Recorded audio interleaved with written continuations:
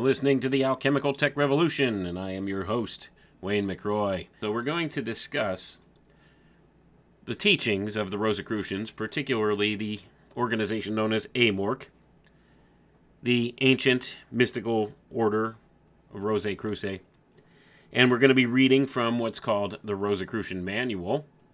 And this was originally written in 1918, and this is a 1990 re-edition thereof that we'll be reading from.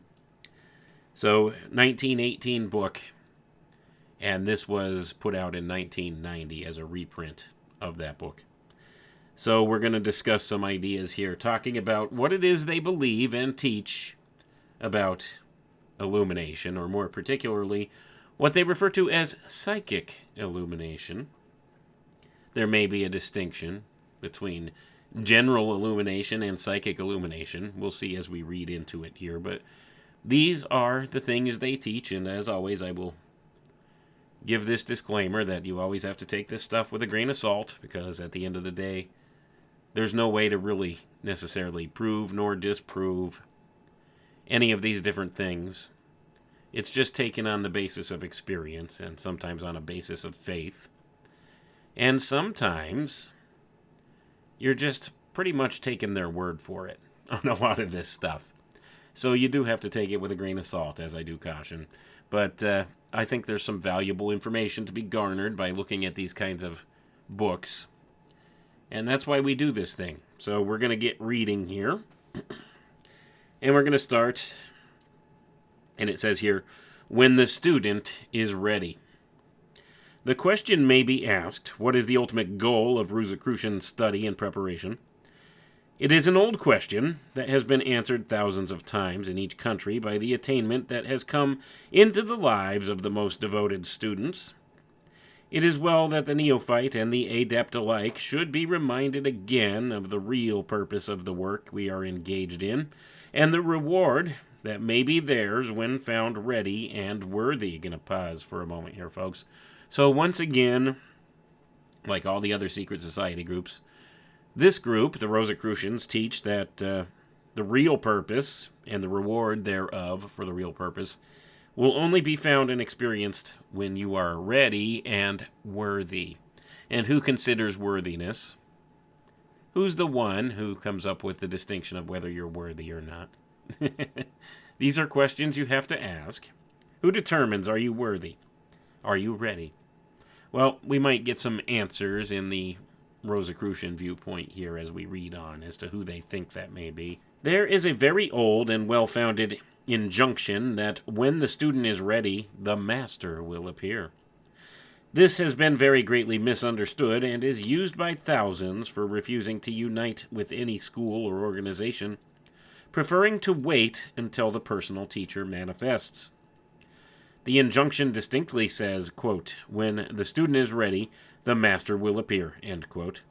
What is meant by being ready? Surely it is not merely a matter of time. It must be precisely what thousands have found it to mean, when the student is ready through preparation and worthiness. Gonna pause for a moment here, folks. So now you see the AMORC, this ancient mystical order of Rosicrucians. They deem the old expression here, when the student is ready, the master will appear. What do they mean by ready? Well, they're not just saying ready through the course of time or through any such thing, but it's through preparation and worthiness, and especially as it pertains to preparation through one of the secret society groups, and worthiness through that organization. This leaves the matter very clearly in the hands of each student. He may prepare slowly through selected reading, through long hours of meditation covering many years, or through the occasional attendance at lectures and discourses. If time is of no consequence, then a student may wait until the close of this incarnation, or even another, for the appearance of that master who is to be his personal teacher. Here again we may ask, what master, what teacher? Surely not an earthly master, for such do not require the preparation and development necessary for cosmic illumination. The sincere student who truly prepares himself and becomes worthy of the personal instruction from a master soon develops beyond the point where any earthly master would satisfy. Only a cosmic master would meet the requirements of one who is ready. So we're going to pause for a moment right there. A cosmic master. Not an earthly master, so not a human being here on Earth. This is not the teacher who will appear when you're ready, according to the Rosicrucian Brotherhood here. The AMORC. This is just one denomination of Rosicrucianism. One of the many secret society groups, but I assure you they all teach very similar doctrines all throughout all of these various secret orders. Mystical occult fraternities, they all teach the same things with a slightly different spin and a slightly different word for description for much of it. So we see here they're saying it's about cosmic illumination, about having a cosmic master who will appear when you're found ready and worthy by those within the secret schools, by your teacher. So next, this asks how to prepare. How, then, shall the student prepare most efficiently and with the utmost economy of time? This, too, is an age-old question, asked in the mystery schools of Egypt, as it is asked in the arcane schools of our order today. There is but one answer. By taking the preliminary and graded steps in the earthly schools of the masters and attaining the degrees of readiness through directed preparation. Hence the establishment of the arcane schools in all lands, hence the great work allotted to them by the masters. Where are the great masters and how are they contacted? Here we find more difficulty in answering, not because our knowledge is meager, but because language is inadequate to express the sublime facts. There are some conditions of cosmic life which even the language of the Shakespeare gems could not describe. We may comprehend, we may apprehend, and there may come to us, through words, some faint conception of the beauty, magnificence, and divinity of the cosmic scheme, but never a complete realization until we have made the personal contact and found cosmic illumination. Gonna pause for a moment, folks. So anyway, we see here that this is about finding cosmic illumination. And where are the great masters and how are they contacted? Well, they don't say they really don't know. They'll say that their knowledge about this isn't meager, but they just can't find adequate words to express where and how to find these masters. And of course, they're speaking of what's referred to in some of the other organizations here as ascended masters. Cosmic masters, cosmic illumination, the secret teachers, right? That are not earthly masters, as it were.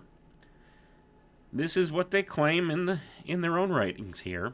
So we see that in the cosmic scheme, that we may comprehend and apprehend certain things, but it's only a faint conception. It's as if in a mirror darkly, okay, to go back to a biblical reference here. So this is what they're trying to express in certain regards. Let's continue reading, though. Know, then, that there is a wonderful union or assembly of master minds, master personalities, who constitute the holy assembly of the cosmic. One of these masterful characters, Kut-Hu-Mi, the illustrious, is shown in a portrait in another part of this manual. He was one of the two masters referred to by the ancient mystics and made somewhat known to advanced theosophists by the late Madame Helena Petrovna Blavatsky, who was one of the personal students of the master. Going to pause for a moment here, folks. So allegedly, Blavatsky was a student of this Kut-Hu-Mi, the illustrious, an ascended master, claimed ascended master from the theosophists. This old entity, contacting Madame Blavatsky and others, part of the master assembly here, the holy assembly of the cosmic, as they call it, This is coming from the AMORC, from the Rosicrucians, a branch of Rosicrucianism. And you'll notice how they all touch upon each other, because now they're talking about the Theosophist Blavatsky. And Blavatsky was one of the main founders of Theosophy as a movement and as a secret society of sorts. I don't know if it truly qualifies as a quote-unquote secret society, but it definitely is a secret mystery school, so to say. Teaches mystery school teachings, so therefore I would say it probably qualifies as what we would consider, by loose definition today, as a secret society. They don't let their secrets known to outsiders, by and large. Theosophy seems to be a little more open with their information than other groups, but still, same teachings all throughout, and we see here how there's this crossover. So we have this Kuthumi. The Master Kuthumi is Deputy Grand Master of the Great White Lodge of the symbolic Great White Brotherhood. Going to pause for a second here, folks. So this heading that in the book is called the Great Masters now.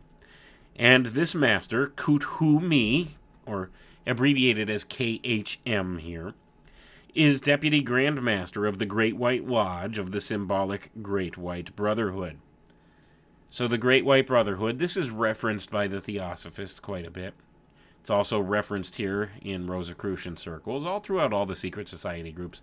They acknowledge this as being a thing. This is where you have this holy assembly of the cosmic, these masters, ascended masters. This is part of the secret brotherhood. So let's continue reading here what it says about this. So the Master, KHM, is Deputy Grand Master of the Great White Lodge of the symbolic Great White Brotherhood. He was at one time known on earth as Tutmos III of Egypt, and at one time resided at Lake Moris, or Morias. He was referred to in the Zend Avesta as the Illuminator, and was also known in Egypt as the Krumata, the Kai-Ra Meta.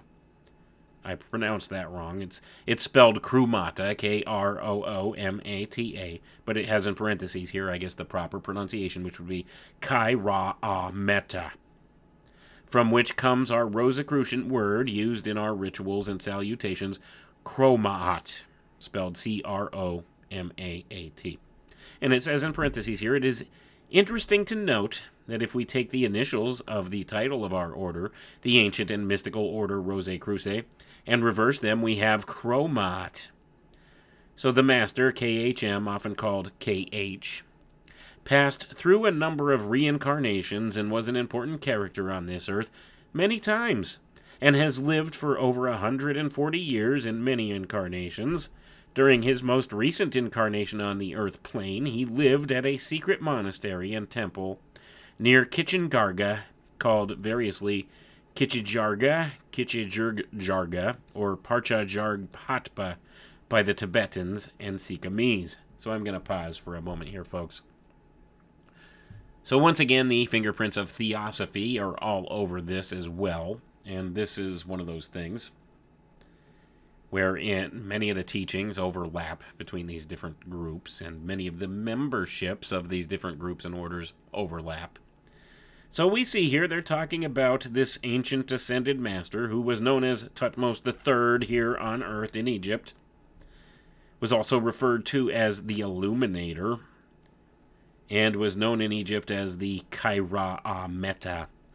And that's an important title, I suppose, to these people. But they call him the Master KHM, or often call him KH just for short. And they say he had a recent incarnation here in Tibet, where he lived in a secret temple. So, as I caution you, you got to take this stuff with a grain of salt. So, they claim he had an earthly incarnation here, but this is one of the ascended masters who teaches, one of the secret teachers of the student when they're ready, when they're found worthy, I suppose, according to their words here. So let's continue on. So next it says, cosmic initiation, hence the real preparation of which we are speaking is for the purpose of ultimately being admitted by cosmic initiation into the symbolic Great White Brotherhood, that herein the Master will appear to the student who is ready to take him under personal instruction and lead him or her on to higher development, where someday mastership in the Great White Brotherhood is certain, and assignment to service as Imperator, Magus, or Hierophant in some phase of the work on Earth will then bring affiliation with the Great White Lodge. And I'm going to pause for a moment right here, folks. Anyway, so we see here, so now it says that the Master will appear to the student when he's ready, give him personal instruction. You know, this cosmic master, this ascended being, will appear to the student when they're deemed worthy and ready. And then he'll teach them and lead them on to higher development, where they too can achieve mastership in the Great White Brotherhood and become assigned to a service, such as Imperator, Magus, or Hierophant, and do some phase of the work, the great work on Earth of the Great White Lodge. And as I always caution, take this with a grain of salt. There's no way to prove nor disprove any of this stuff. These people make all kinds of claims with nothing to back it up except for hearsay. And this is another such thing. If somebody were to come to you and say, hey, you know what? I had a being appear to me and he's instructed me to do such and such. Would you believe that? Think about that. He claims to be Tutmos III from Egypt, and he taught me some things, some secret teachings, some mystical teachings, secrets that I can't reveal to you because you're not worthy. Would you believe this person, or would you think that there's something amiss with what they're telling you? Well, this is what we have going on here within the secret society groups, within these secret orders, and this one in particular, the AMORC. So we see this is what they claim. They claim this is how people get their instruction from such a being. So let's continue on here. How is such instruction given by the personal master?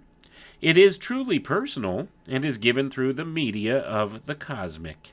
In other words, it becomes what is generally referred to as cosmic illumination or cosmic consciousness. For at certain hours, days, or weeks of one's life, one becomes conscious of some new and astounding knowledge, often with, and sometimes without, being aware of the presence or contact of the personal teacher. So I'm going to pause for a moment there, folks. So, now it's saying one day you'll wake up and you know something or realize something new, and this is the work of the cosmic personal teacher. You may not recognize it, though. Oftentimes you'll know that this came from the teacher, but sometimes you'll realize it without realizing that it came from the teacher. So they're going to take credit for anything new you figure out, right? This is how it works. And then they'll claim this was the teaching of the personal master, the cosmic teacher, to you. They whispered this secret in your ear, and you didn't know this before. And now all of a sudden, this epiphany hit you, this new realization. Any new type of insight you get into something, well, this could be accredited to the teacher, right?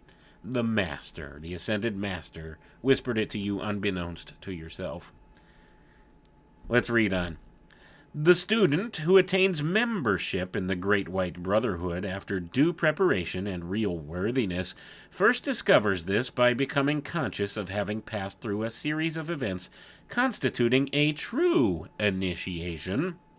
Often these occur during the night or while he is on periods of rest and meditation in the mountains or valleys, away from active worldly affairs. This consciousness is accompanied by an influx of divine apprehension and spiritual awakening, affecting even the physical body to such an extent as to bring about a real rebirth of the body with rejuvenation, increased vigor, restored functioning in organs and parts that were tired, depleted, or subnormal. Gonna pause for a moment right here, folks. So, true initiation. So what are they telling you about the initiation process that takes place through all these secret society groups, through every level or phase within these groups? True initiation. You're not being truly initiated when you go through these initiation rituals within the lodge, are you? It's not a true initiation process. We've discussed the notion of initiation before and what would be considered a type of artificial initiation, which is what most of the secret society groups partake in. Okay, this is a contrivance, a synthetic type of initiation. And now they're talking about true initiation. Well, this only happens to the worthy few, the ones that are found worthy and are taught from on high by the secret teacher, and oftentimes they don't even know they're being taught by the secret teacher these certain things, these realizations.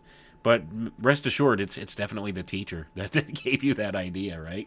Wouldn't want to credit that to, like, say, a creator or a Holy Spirit or some such thing. No, this is a teacher, an ascended master, just giving you information. This doesn't come directly from, the Akashic field, as it were, or from God Almighty in any way. No, this is from an ascended master. Somebody that's been through our system, understands all of our doctrines. One of these ascended beings. They're so sophisticated and so spiritually evolved that now they could reach out to you from the other side in the spiritual world and give you these ideas, give you these interpretations of things you never had before. That's only, of course, if you're worthy. It's only if you're found worthy and ready. And you can only be found worthy and ready if you join one of these secret societies, allegedly, and go through their initiation process and through all their teachings and follow the directions of your earthly teacher here. They dangle these carrots before you, promises of these psychic powers or occult powers and these kind of things, and all of these different types of rewards that are possible if you're only found worthy. But here's the real secret, folks. Nobody is ever found worthy. It's just a carrot they dangle in front of you to keep you going further down the path of control. It's all about control. But let's read on here. I don't want to put words in their mouths. They'll tell you exactly who they are and what they're about in their own writings, as we'll see.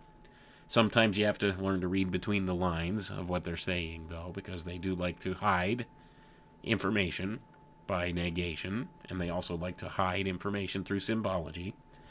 Let's read on. Cosmic consciousness. This is followed by a sudden increase in the functioning of a sense, which is mistakenly called intuition at the time, for it seems to be like the intuitive faculty that was being highly developed during the earlier stages of preparation, leading up to the original initiation into the Great White Brotherhood. It is not intuition, however, but cosmic consciousness of events now occurring and decreed to occur in the near future. It is knowledge and not a prophetic impression. Then, following guiding instructions and definite knowledge of laws and principles, acts and actualities in accordance with the needs and desires of the member. From then on, the member attends the earthly lodge as a worker to help others who are on the path and to assist in the great work. But he receives no instruction through an earthly master by means of books, lectures, papers, or diagrams. Gonna pause for a moment here, folks.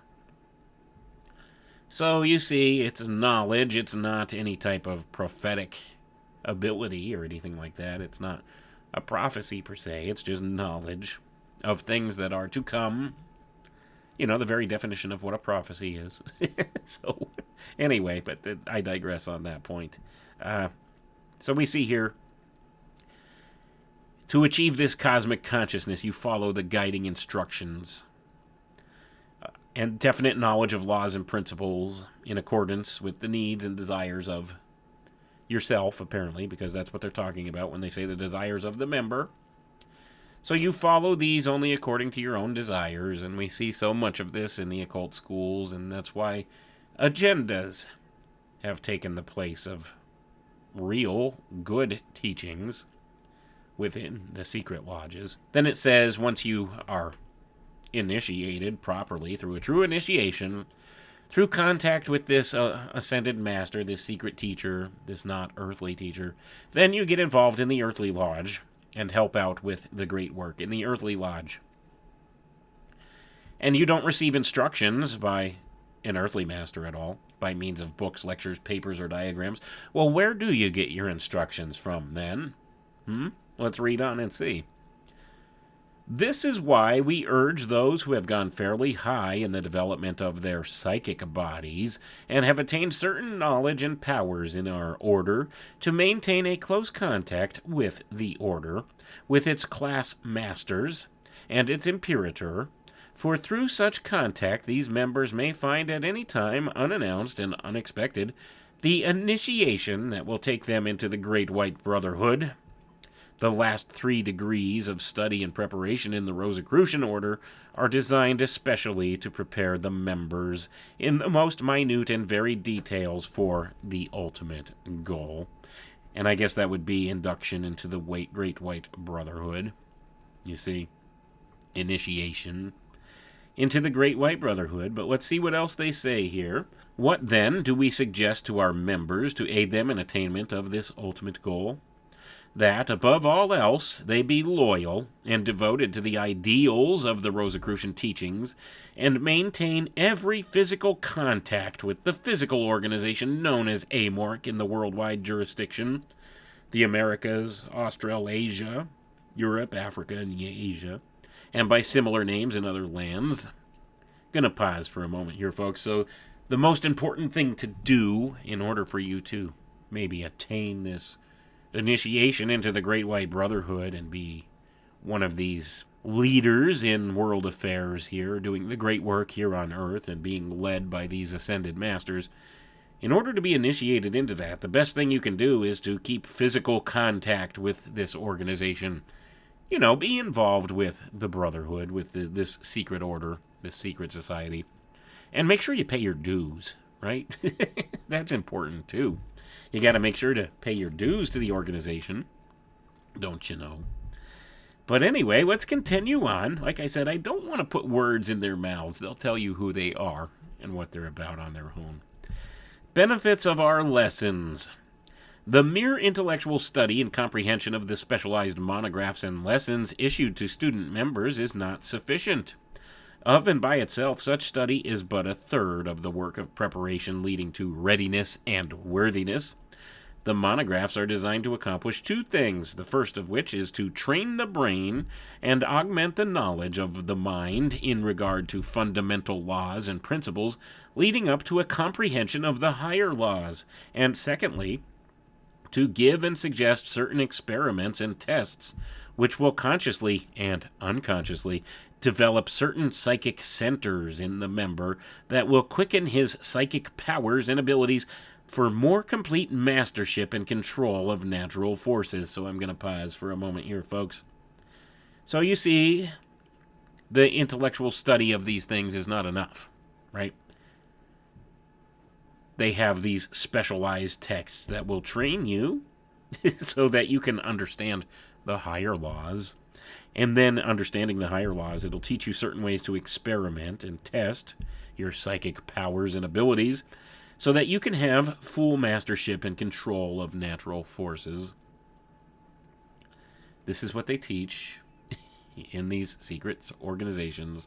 But see, the whole key here is studying this stuff or actually having access to these training manuals and stuff as they claim here to develop your psychic abilities. That's not enough in and of itself. That's only a third of the work in preparation leading to your readiness and worthiness. Do you see how it's always this approach where you're never quite good enough? It's never quite good enough, and that's because it's not true. It's a carrot dangled in front of your face to lead you down this path. And at certain points, egoism takes over, and pride takes over, and you'll claim to have achieved these psychic powers, whether you have or not. And I mean, I have an open mind, and I'll say perhaps it's possible to maybe through time and study and devotion and that kind of thing, maybe develop some type of clairvoyant ability or some such thing.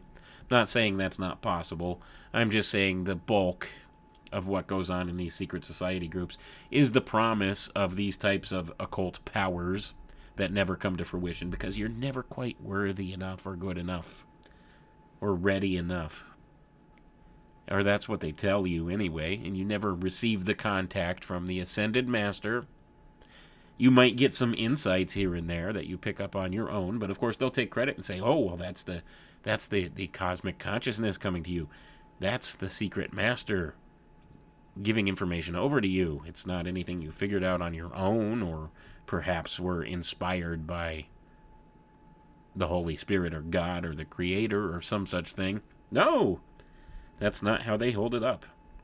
But anyway, so they have all these monographs, they claim, and books and these different teachings that you need to learn about in order to develop your psychic powers. But like we said, that's not quite enough. That doesn't actually develop them in and of itself. It only does if you're worthy and ready, right? So let's continue on. Many members look upon the monographs and lessons as if they were intended to cover only the first of the above purposes. To them, the lessons in all the degrees are like unto discourses in philosophy or metaphysics, often seeming to be simple and inconsequential. It is difficult indeed to make them appreciate the fact that unless the various exercises and tests are performed each week or even each day for a few minutes, there will be very little psychic development accompanying the comprehension of the monographs, and of course no real progress made. Gonna pause for a moment here, folks. So here you go. Here they have their caveat of plausible deniability here. Oh, well, it's not that the teachings don't work. It's just you're not worthy enough, or you haven't been practicing enough. You're not quite good enough. You see that same thing recurrent through all these secret society groups, through all their initiation processes. That's why they call them mystery schools, because there's always a hidden mystery behind all of it. Something you don't quite understand, but at some point you think you might understand a little bit about it, and they lead you down that trail, even though they don't understand it either. They'll make you believe they do, and teach you things that may or may not be nonsense. Let's put it that way. I do find that there's a lot of good stuff in many of these books and these teachings. I think there is an air of truth to some of it, and that's why I find it important to look at these things. But they always include just a bit of poison with the good teachings, and it always invariably leads to this: control of other people. That's what it's all about at the highest, most levels of these secret society groups and these occult fraternities, controlling other people, and they do that through the use of secrecy and through promises of these sublime powers that you can attain if you're just good enough, but you have to listen to exactly what they tell you and do all the things they tell you, and be a good member of the organization. Keep the secrets from the profane. Wouldn't want outsiders to find out any of these truths, because it's so very important, and it's so important to the future of humanity, and it's so good for mankind to learn these things. That's why we keep it secret, right? I always say no good could come from secrecy. And I've heard the thing quoted ad nauseum from these people in these groups: don't cast your pearls before swine.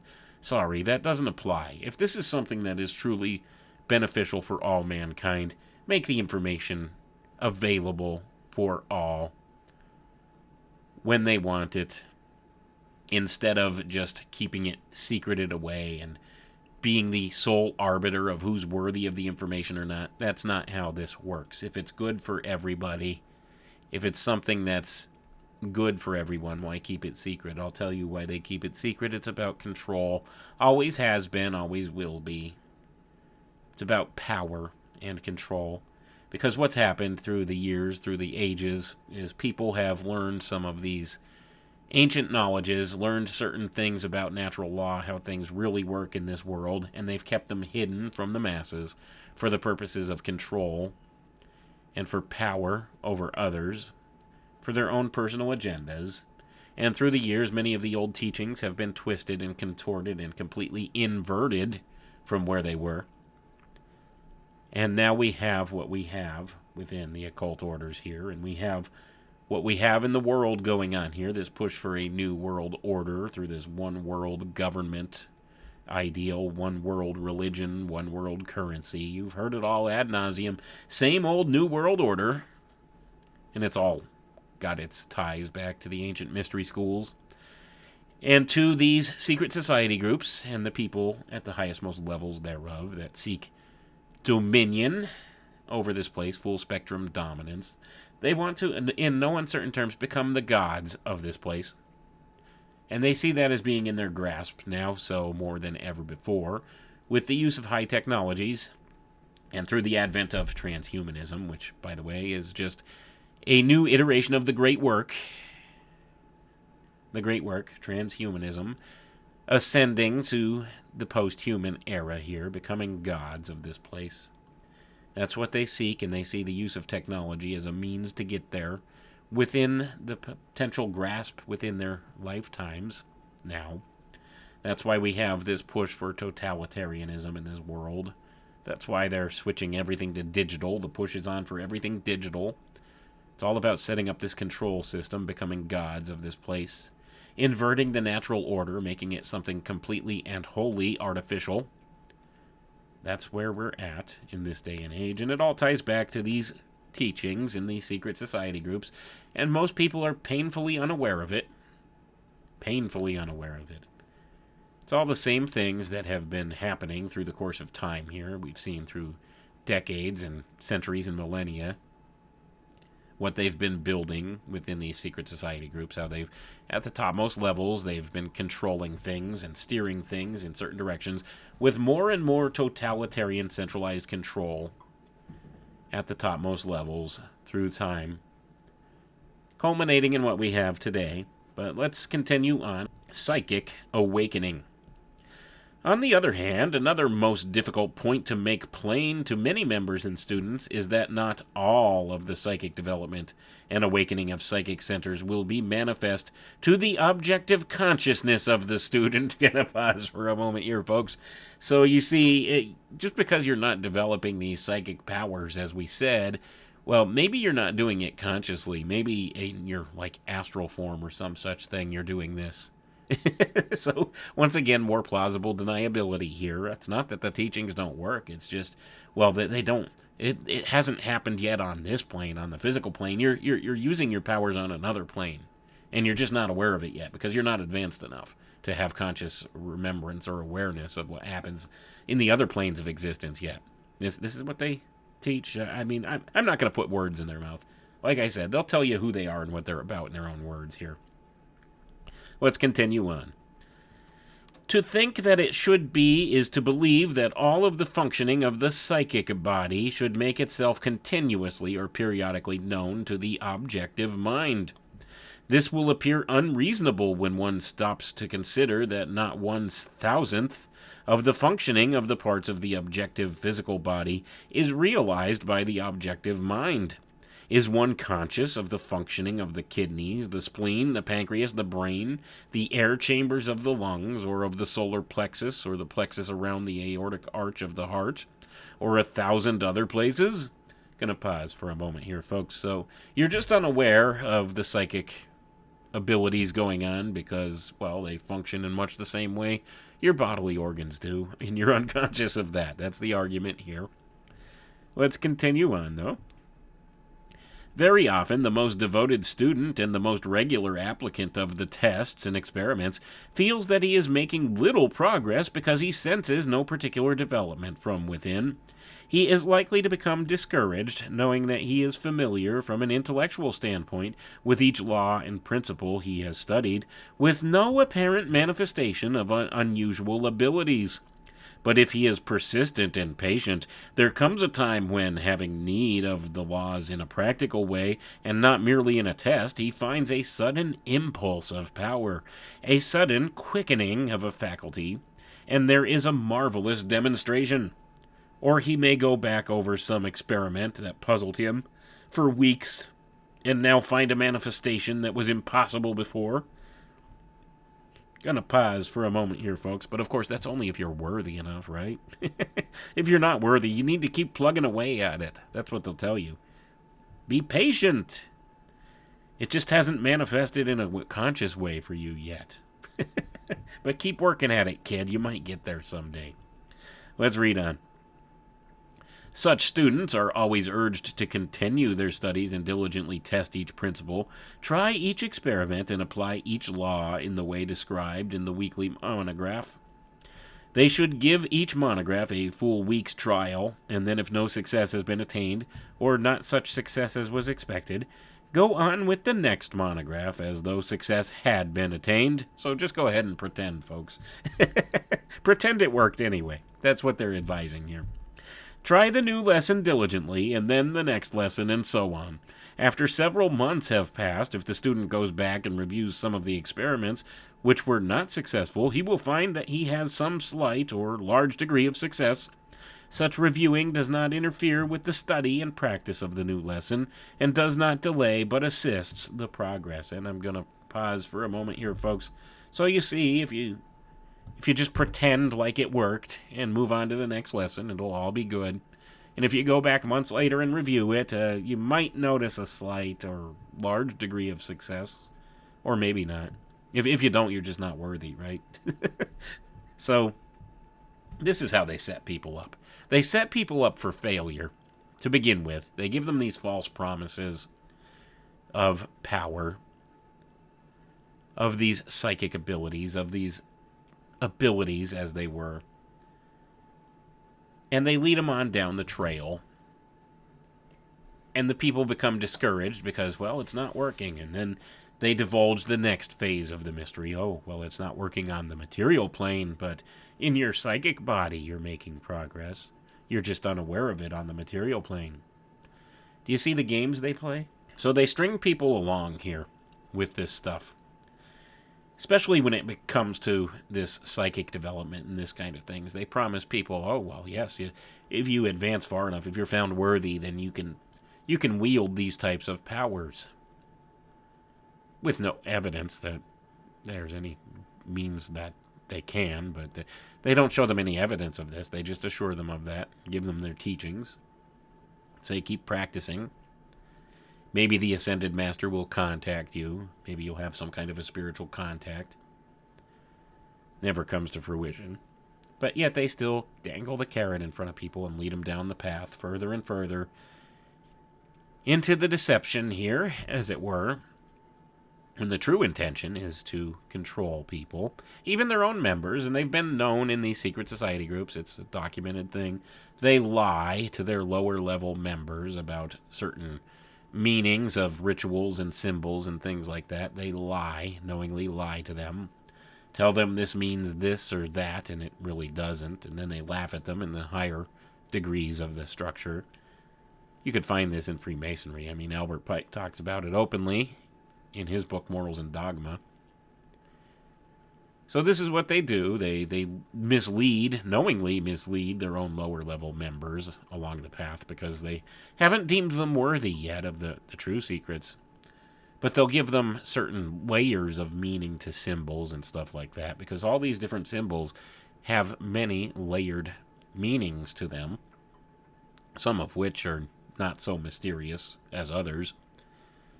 But they won't teach them the really good stuff until they get high enough into the degree system that they have, where they've shown that they're trustworthy not to reveal the secrets of the order and that they're going to obediently follow what they're told, and they'll take the next blood oath to not betray the order, and so on and so on. And this is how it goes. And they promise them these occult powers and this worldly power and the ability to help mankind to evolve to the next state of consciousness here. Evolve spiritually to the next level. And a lot of it's farcical if you really look at it with an objective point of view. And I do always advise people keep an open mind. I think there are some elements of truth to the things that they teach, especially as it pertains to some of the natural laws and such. But the promises they make to their members and the way they string them along is just deplorable in my view. It's false initiation processes all throughout, as we've discussed here earlier. False initiation processes, false teachings, misleading teachings, misteachings, and unfulfillable promises. Always keep these people on the hook. Keep them as a puppet on the string. That's what it's about. Let's continue on here, though. It says psychic development. The monographs are all arranged so that the exercises lap over one another in affecting certain psychic centers. 3 different exercises in 3 successive weekly monographs may appear to be unrelated, yet each one of them may pertain to the same end in view, and by going on to the second or third one, well, when the others did not show any success, one will aid in continuing the development started by the first. It must be kept in mind that the exercises and experiments do start certain degrees of development each time they are tried, whether a successful issue to the experiment is manifest or not. Once a serious application of a law is made, an awakening of some center results, and 4 or 5 applications in 1 week for the same purpose will start a process of development that may not be realized by the outer self, but will continue for weeks and months. So I'm going to pause for a moment here, folks. So it works even though it doesn't work. That's essentially what's being said here in paraphrase. It works, but it doesn't work, right? But rest assured that it still works, even though it's not working. Let's read on. Therefore, to repeat, the mere study of the monographs, as one would read a book of law to memorize the principles, is not sufficient for psychic development. And psychic development requires time in each human being, more or less according to the stage of development when the study is started. We come into each incarnation at a point in psychic development where we left off in the process at the time of transition in a previous incarnation. So I'm going to pause for a moment here, folks. So you might not be progressing, and it's not really your fault. It's just, where you were in the series of time in the process here when you incarnated into this incarnation, right? So you weren't evolved enough in your previous incarnation here. So it's going to take longer for you. So that's why it's not working for you. Do you see the manipulation that goes on with this? Yeah, it's not working, but it's only not working because, well, maybe it's just how you incarnated here. They have every excuse in the book for why nothing that they teach you holds water, right? Every excuse in the book, every type of plausible deniability that there is, it doesn't mean that what we're teaching you is faulty. It's just the fault's with you. That's what they teach you. Really? You have to really consider these things. Like I said, I do think they have some insights and some truths to some of the things they teach, but when it comes to brass tacks, when it comes to something like this, where they're offering you all these trainings in how to develop your psychic abilities, and nothing comes to fruition with it, and then they say it's not because it doesn't work, it's because you're just not developed enough. Well, I thought that was the whole point for the teachings, was to help me develop enough. Oh, well, that's dependent upon other things. Like, where you were in your last incarnation on Earth when you made the transition. And, where you are today. So they have all these different ways, excuses, workarounds for why it is that their teachings aren't working. And, of course, it has nothing to do with the teaching being wrong. We're having it to be, nonsense on the face of it or any such thing. It's, of course, always the fault of the person. So you're just never quite good enough. You're just not worthy yet, you see. You haven't reached that phase of spiritual evolution. And that's what it's about here with these people. It's all ties back to this spiritual evolution idea. And we've discussed this stuff before. We left off here. It says, we come into each incarnation at a point in psychic development where we left off in the process at the time of transition in a previous incarnation. Well, the soul and psychic self are on the psychic plane awaiting reincarnation. Certain work is being accomplished and certain knowledge attained, but that phase of psychic development which is capable of manifestation will in the human body must be developed on the earth plane, and this ceases to some degree, on the cosmic plane. Gonna pause for a moment here, folks. So yeah, when you die, then maybe you'll achieve some type of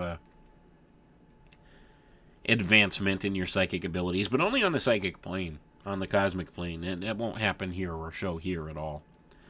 We know this because, we just know it, right? We know what happens. We know what happens when you die. This is what they claim. They all claim this idea of reincarnation. And they all claim this idea of you advance through these various incarnations and you evolve just ever so slightly further in each incarnation. Learn the lessons you need to learn, and then you come back over and over again, but with no memory of the past life, so you don't know what lessons you learned in your last life, right?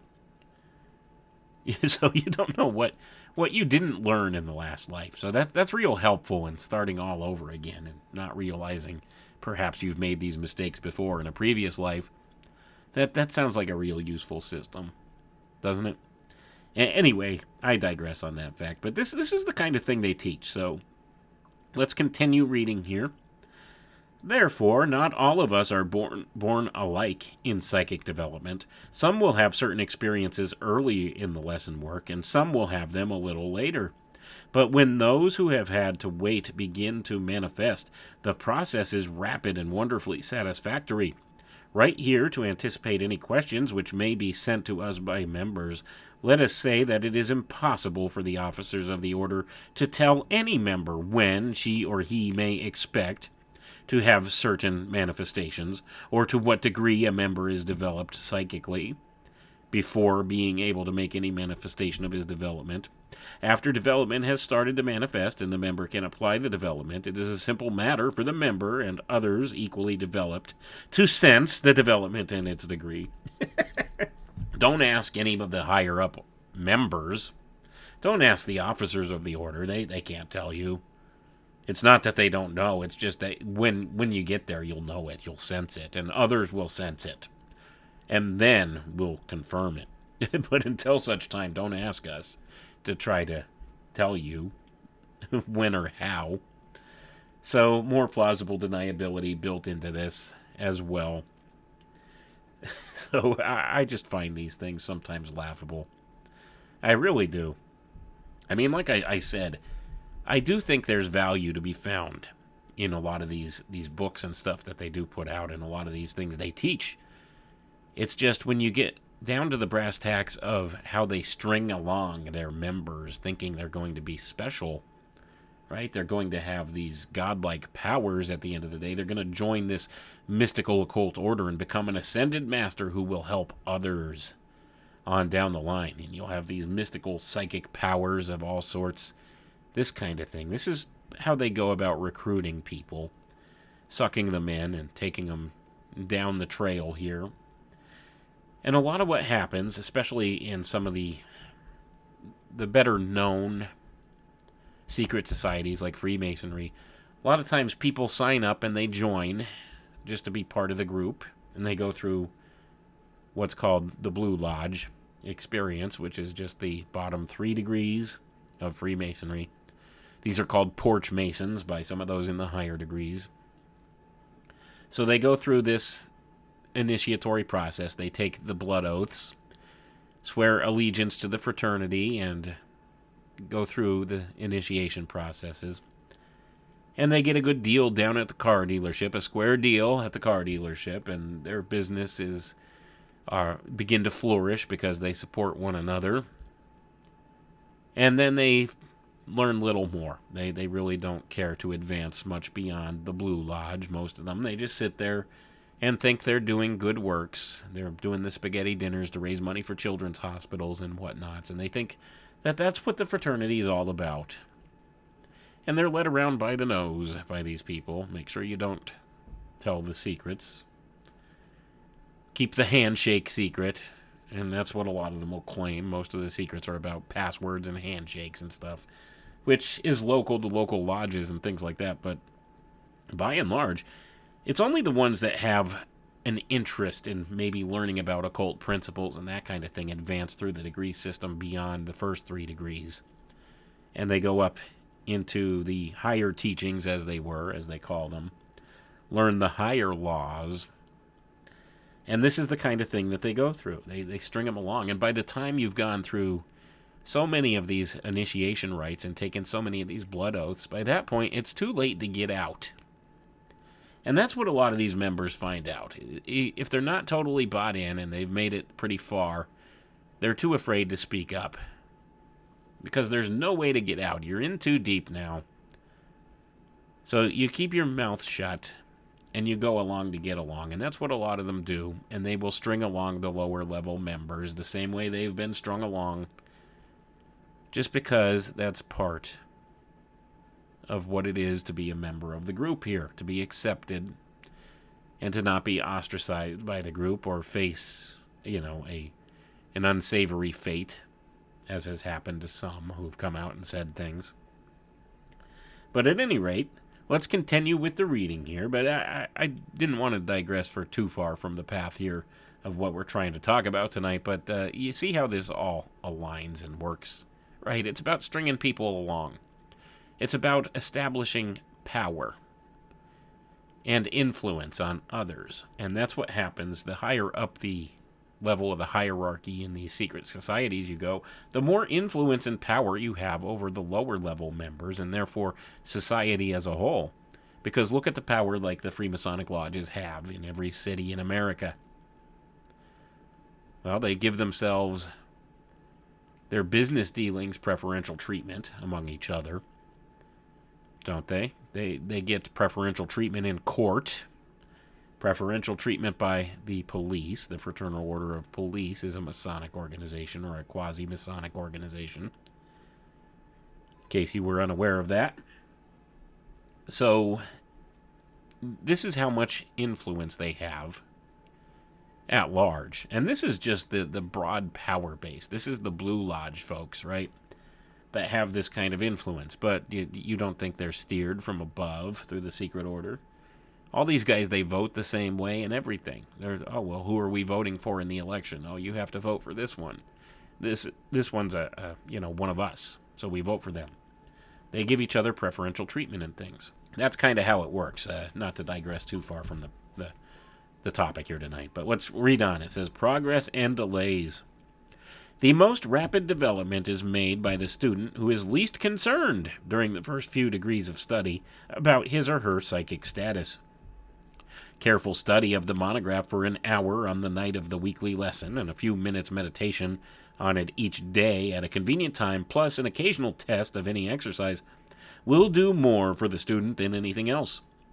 Previous studies and beliefs are the greatest source of trouble. Members who have studied theosophy, New Thought, Christian Science, yoga philosophy, or practical psychology for 1 year, 2 years, or 5 years, as is often the case, believe that they should see some special good coming from the Rosicrucian teachings after 10 weeks of study.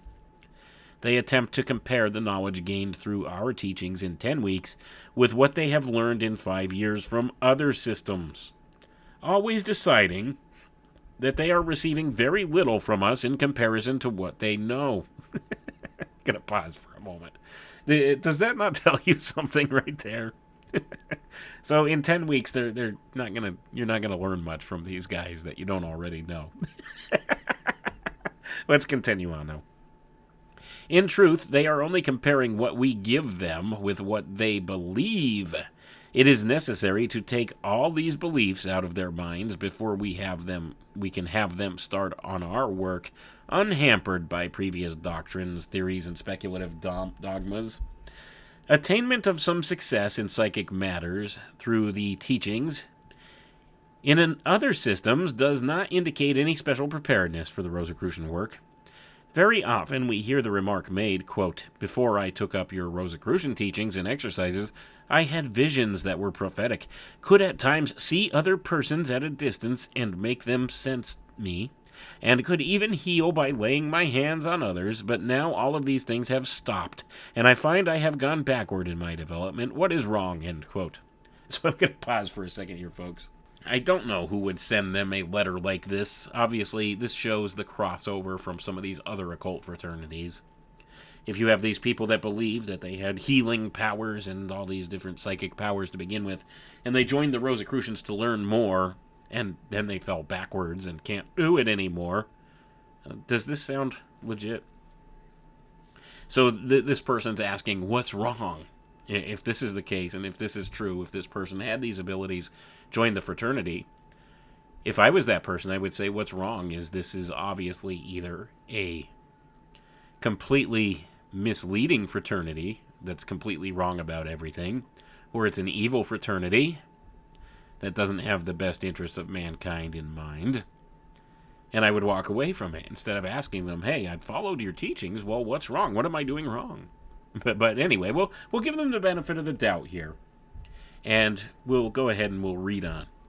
So they say here, after asking that question, says, without being unkind in our intentions, we say to those persons, quote, yes, and you may be able to play several pieces of music quite well on the piano without knowing anything of music, and after taking up the study of music for a while, you will find you cannot play the old pieces at all. But would this indicate you had gone backward in your talent? End quote.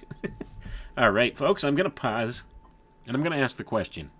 If you had musical talent and were able to play an instrument or something before, and then all of a sudden you decided to study music, like music theory or whatever, and sheet music and how to read it and stuff like that, would you then forget how to play that instrument? This is the illustration they're using here. This is the point they're using. I've not seen that happen to anybody personally. So it's all basically more of their nonsensical way of dismissing that perhaps they're wrong about something. No, it's not them. It's not the teachings. It's not the teachings, right? It's the same thing going on in society today. You know, the whole died suddenly thing. It's not the vaccine. It's not. It's everything else but the vaccine. Not the vaccine. Definitely not. Can't be. It's the same thing that goes on in these secret schools. Where do you think, the health authorities get a lot of their doctrinal stuff from, their propaganda ideals and such? Well, it comes from the secret societies and the intelligence community, which are interwoven, very much so. Anyway, let's continue reading here. Many persons do have unusual experiences of a psychic nature before they ever take up any course of practical psychic development. This is because they attained some degree of development in a previous incarnation, and those faculties are striving to manifest, and do manifest at times, but without control and direction by the person. What must be done is to learn how to control and direct the faculties and develop them to a more perfect state of functioning. To do this, the spasmodic actions of these faculties must cease for a time, and nature stops them until the time comes to use them under control after the laws and principles have been learned. Gonna pause for a moment here, folks. So the simple fact you have this ability, well, it's necessary when you start to learn about this ability that it stops for a while. It's their justification for this. Until you can learn the laws and how to control it, right? And then maybe it'll manifest again later if you learn good enough control. But if you don't, then oh well. That's just because you're not good enough, right? So this is the kind of stuff that really, I find intriguing about this. Yet people still eat this stuff up, don't they? They truly believe. I want to believe, right? It's more of the same. More of the same I want to believe that goes into a lot of this. Let's continue on there. Therefore, our members are guided and directed in their individual development, and in addition to the study and practice of the lessons, the one who is truly on the path will give the utmost of devotion to the order, to assist it in its other members, that the masters may be helped by the very ones who will later on seek help and guidance from the masters. So going to pause for a moment here, folks. So once again, the most important thing is that you're devoted to the order. And that's, of course, if you're truly on the path. So if you're truly worthy, if you're a true seeker, if you're truly ready and worthy, you're on the path. And then you will be of the utmost devotion to the order. And you'll help its other members to achieve their goals, so that you too could receive guidance from these unseen masters. You see? See how this works? Let's continue on. We'll wrap it up here in a few more minutes. Special help in development. Being always ready to render some service to the order, through the order, or because of the order, is a form of devotion which pays each member the greatest dividends in development, for by such service he obligates the order and the cosmic to him, and from the cosmic he can expect compensation. I'm going to pause for a moment here, folks. So you see, it is inculcated into your mind that the most important facet of all of this is your devotion to the order and doing what you're told by the order. Only in so doing can you develop these faculties in yourself. It is only through this. You see. And that's because the cosmic will give him just compensation. And they represent the cosmic consciousness, or so they claim, right? Let's continue on. That is why the keynote of the Rosicrucian order is service.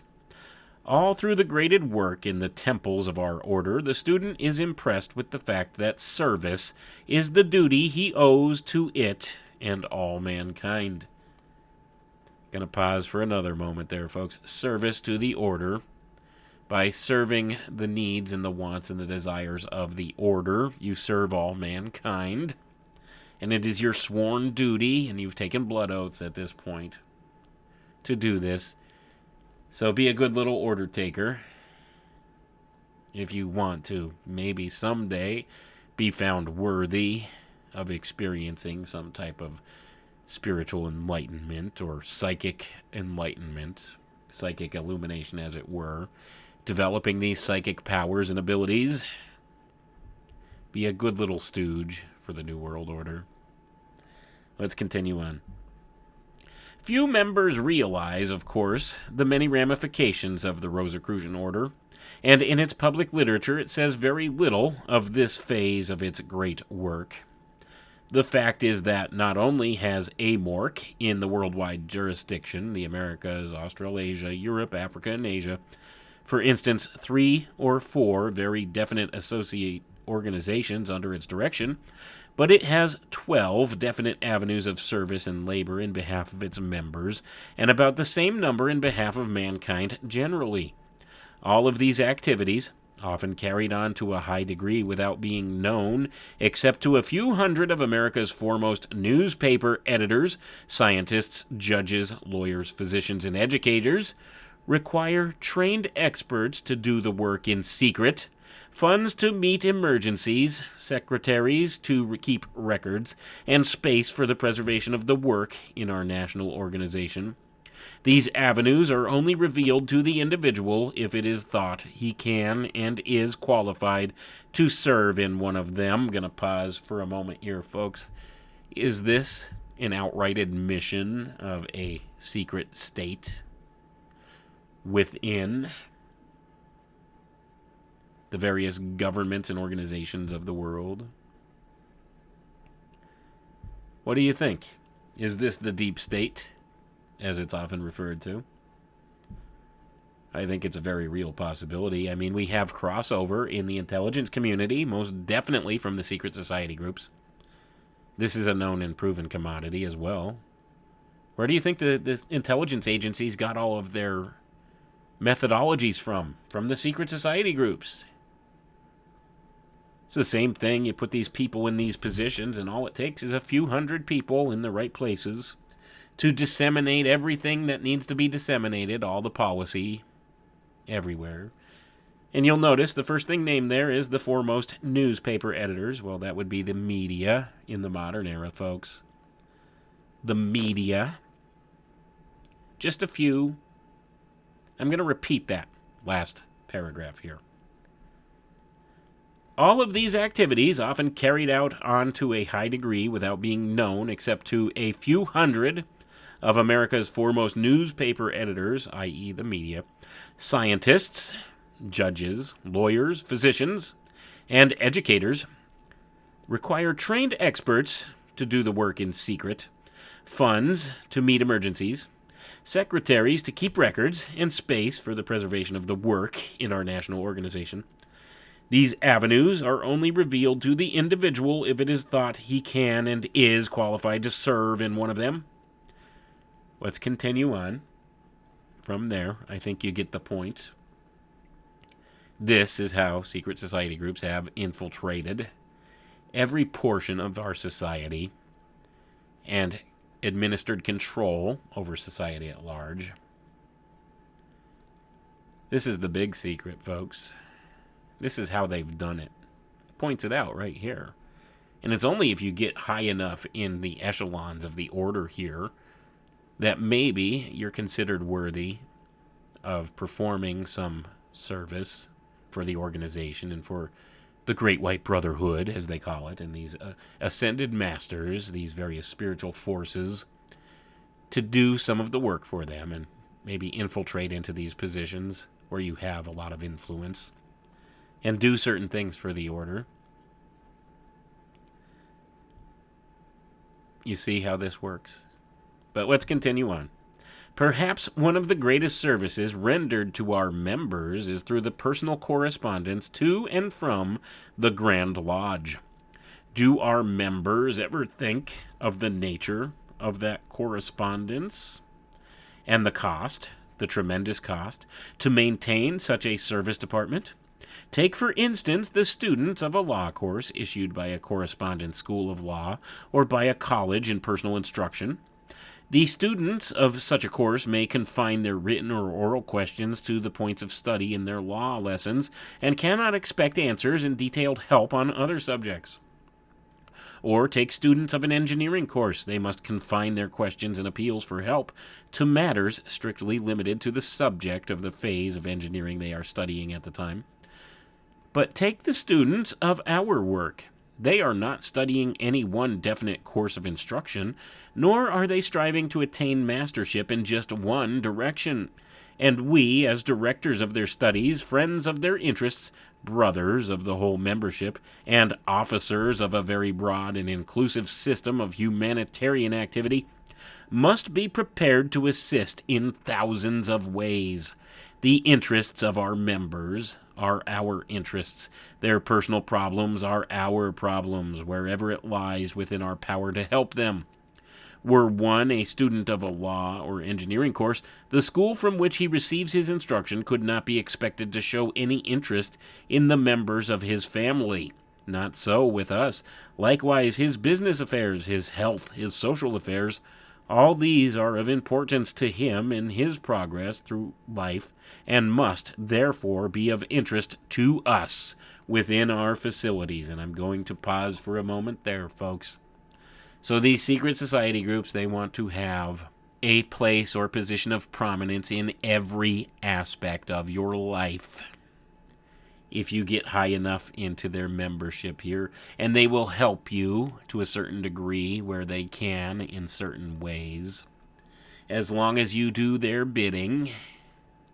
So if you get to one of these highly sought positions of influence, well, they're going to take care of you as long as you take care of them. They'll take care of your members of your family, Hunter Biden, and various things like that happen. Understand how it works. You scratch their back, they'll scratch yours. And this can't be expected from, like, say, any institute of higher learning. And this is why, it's so expensive for an organization like the AMORC to operate. Why they need their dues paid. Why they need an influx of money. Because, well, they have to be able to answer these thousands of different aspects of challenges that their members have. It's not just one specialty, folks. Let's continue reading here. Here is where the instruction department, the Council of Solace, and the specialized directors of certain branches of our work render the great service, which has made the Rosicrucian Order famous as a practical institution of real benefits to its members. And then we're going to go to this next section here, folks, and then we're going to, I think, wrap it up here today. The Rosicrucian Order, AMORC, is a fraternity of men and women who, through their study and application of natural laws and principles, endeavor to promote that harmony and peace which reside within the heart and minds of each person.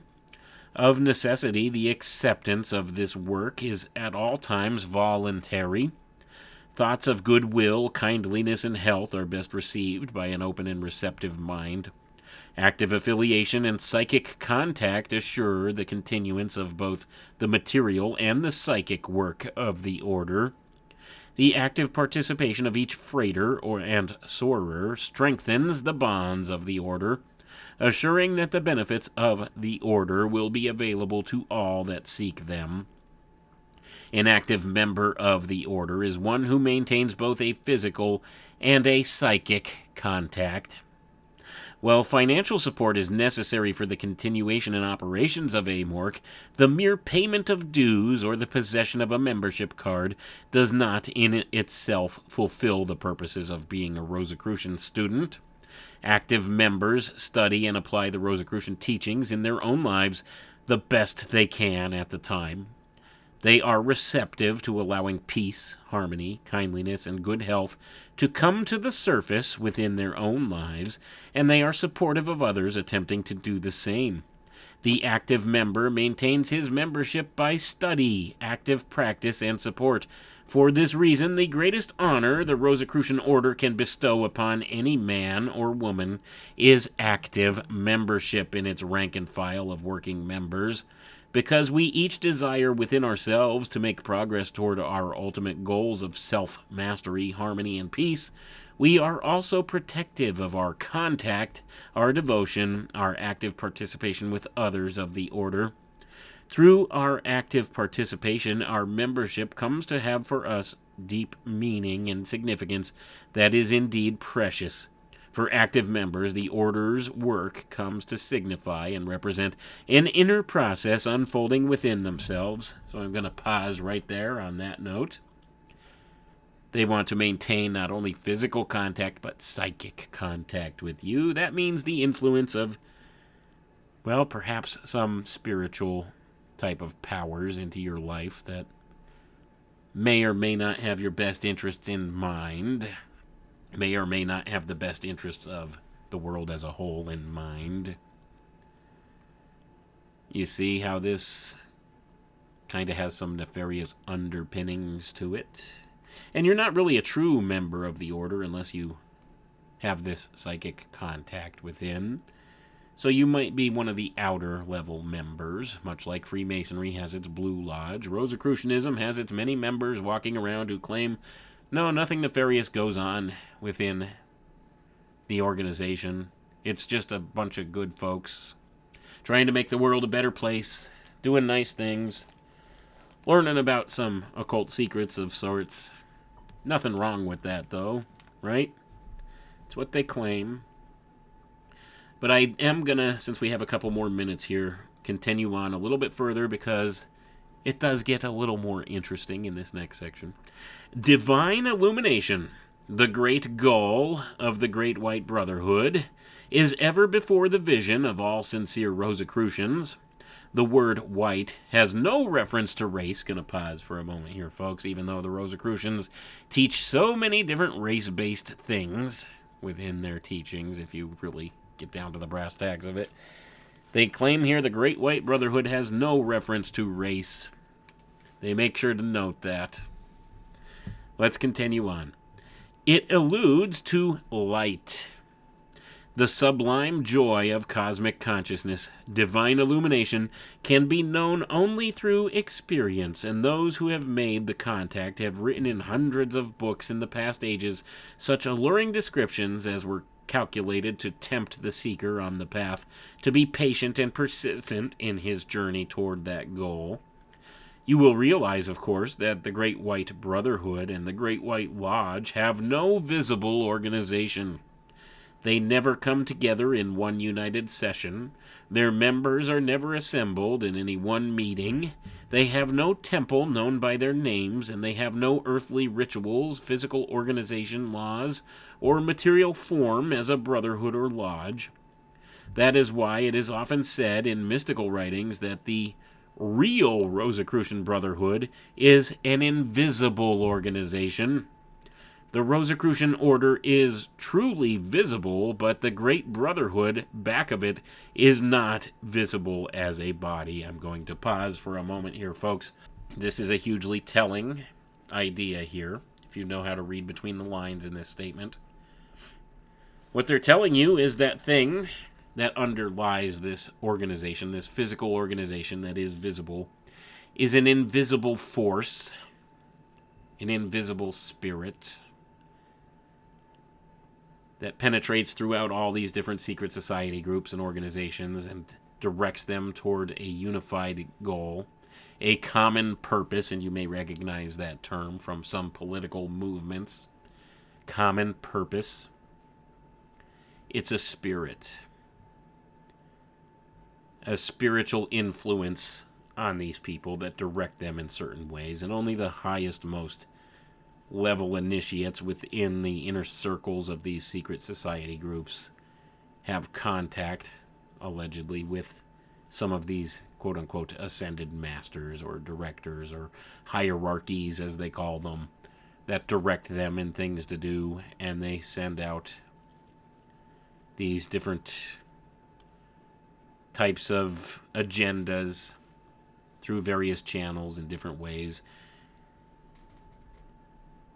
That's why it's hard to pin down who really runs things at the topmost levels of the power structure, because it's this spiritual influence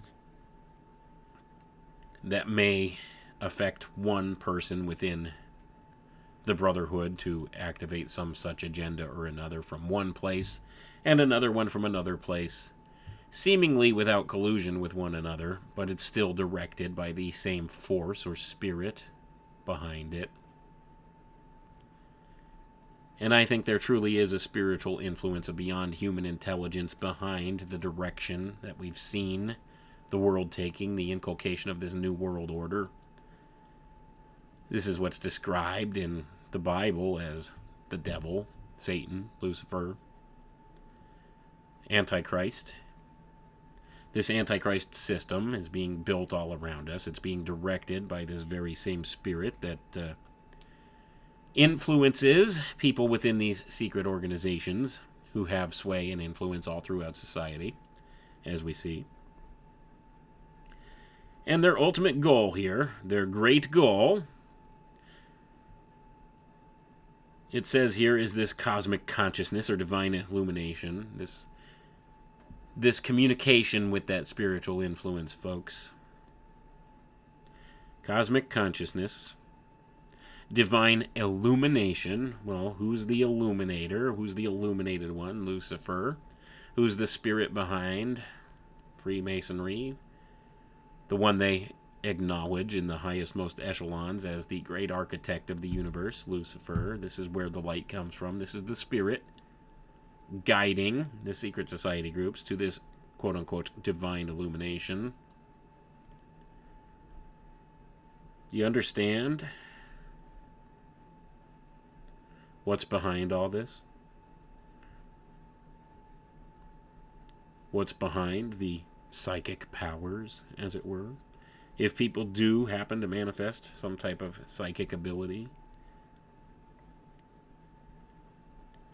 within these secret organizations, where does that come from? Does it truly come from within, like they say? Is it through the teachings that they give you? Is it because of where you were in your past evolution, in your prior incarnation here? How does this all work together? Well, nobody really knows for sure. They claim to know, and they claim it's all about this cosmic consciousness, this divine illumination, this contact.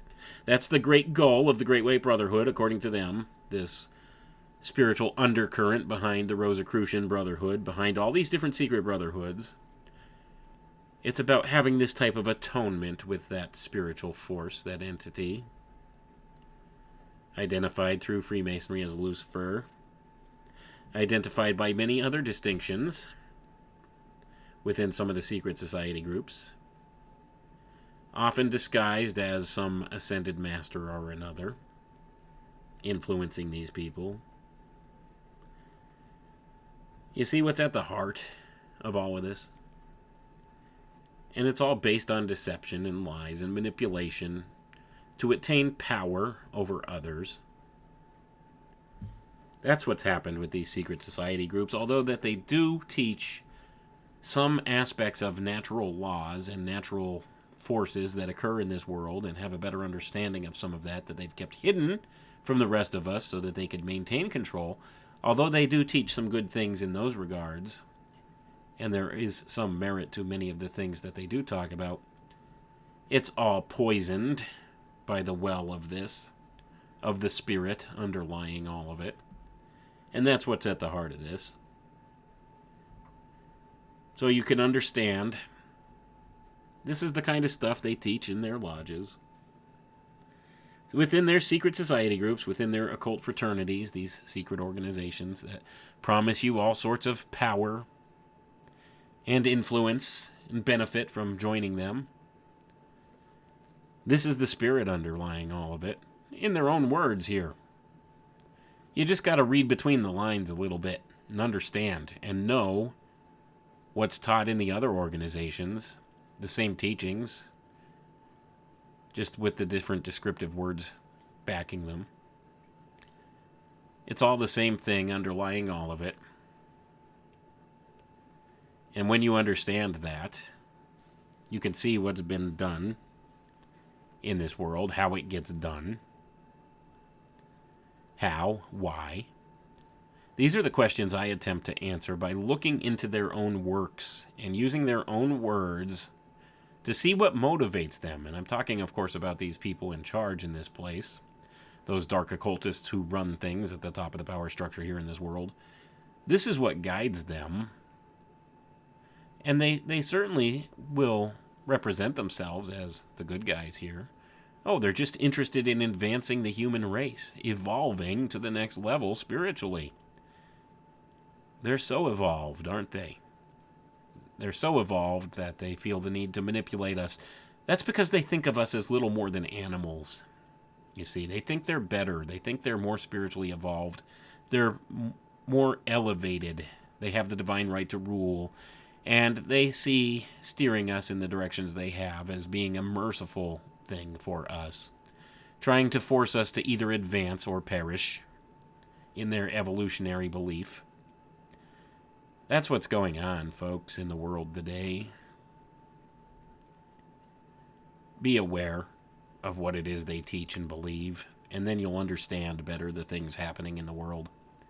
Anyway, that's all I have for today. I want to thank you all for tuning in. I appreciate each and every one of you. We'll catch you next time. Have a good one now. Come with me.